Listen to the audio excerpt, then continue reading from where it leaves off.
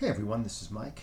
Today I'm going to talk about how to stop caring about what people think about you. And I'm going to start off by saying um, we actually shouldn't stop caring. Um, there are reasons why we do care about why people think certain things about us. So it's actually quite normal. Um, and we would be a little bit irresponsible to ignore those feelings. They have to come from somewhere. Now, evolutionary psychology suggests that all things, including emotions, had an evolutionary reason, an adaptation that benefited us in some way. Otherwise, we wouldn't have developed it or kept it. And evolutionary psychology is still a relatively new field. I think it's been around for a few decades, but compared to the other types of therapy, it's relatively new. And one of the ideas is that hundreds of thousands of years ago, or well, maybe 10,000 years ago, during the Neolithic Revolution, and maybe even earlier during hunter-gatherer times, um, to run afoul of the group meant that you could be thrown out of the group, exiled. If you were a troublemaker, you could be thrown out of the group, and of course, back then that was a death sentence. So there was a sense that perhaps emotions like anxiety kept us in check. It kept us. Are we going too far? Are we saying the wrong things? People are looking at me weird. Wait a minute. Maybe I better pull back over here. So there may have been a good reason why people have anxiety about what people think about them.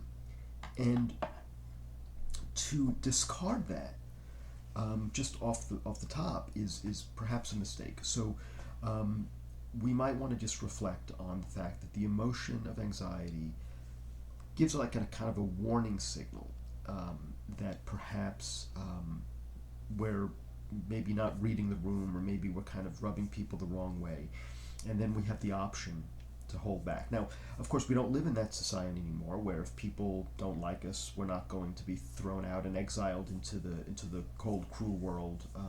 Although we certainly can be exiled from groups, from friend groups and other groups, and that is not very pleasant. So perhaps we should be not worried, but be concerned about what people might be thinking, but not taking it to a more pathological degree. All right, so let's just assume that.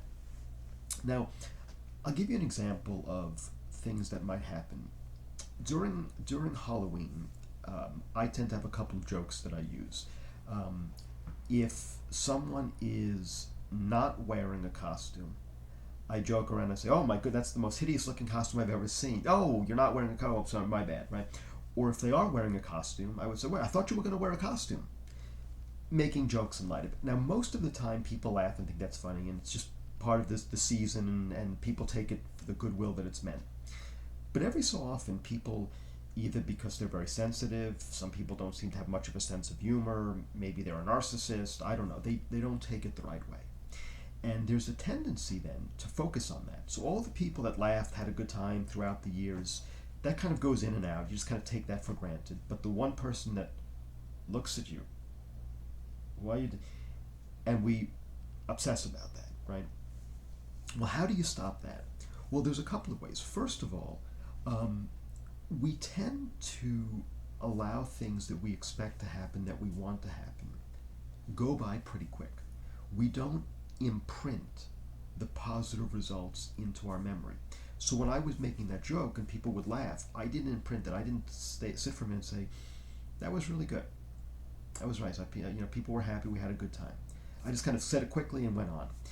Whereas when someone abruptly gives me a negative, reaction, that is imprinted on my brain. And when we imprint things, at least for a while, that's why they stay with us. There's something about that experience that sears it into our brain. Now, it could just be for a few minutes or a few hours. It could be for a few days, weeks, or months, maybe longer. But the idea is, for whatever reason, it is imprinted on our brain, maybe because we weren't expecting it, maybe because it triggers that response, that anxiety. "Oh, did I do something wrong? Wait a minute. Oh, I better pay attention to this." Whereas when we get the good positive feelings, we tend not to focus on it that much. How come? Right? Why don't we imprint the positive experiences as opposed to the negative ones? So I'm going to ask you to get into the habit of imprinting good experiences. So you now have a collection of good experiences in your memory bank. I'll give you another example. Let's say that you have a little bit of social anxiety, right? And every time you're invited to some place, you get a little nervous. I'm not sure if it's going to go well. Then you usually go, and more often than not, it actually is pretty good, right? Or it's better than you thought. Not always, but most of the time, it's better than you thought. But then the next time you have another place to go, you're like, oh, I don't think it's going to be good. And then you go, and it was better than you thought. And then the next time you have some place, why do you always start at zero again? Why aren't you building a collection of memories that make you say, I've said this the last 20 times. Why do I still think it's not going to be good and people are going to get upset with me, right? Why haven't I learned from my prior experiences of thinking that it was going to be bad, no one's going to like me, no, and it turned out it was actually pretty good, or at least better than I thought, at least most of the time. Because we're so glad to be through it. We're so glad that everything worked out. We're just kind of like moving past it.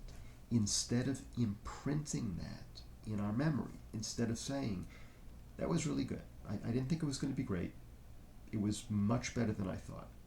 I need to remember this, so the next time this happens, I can remind myself, it was pretty good. And then when you get a bad response, you can just remind yourself, most of the time people have a good positive response, if they do. People are different. You can say, not necessarily feel bad for them, but say, different people have different senses of humor, or they like different things.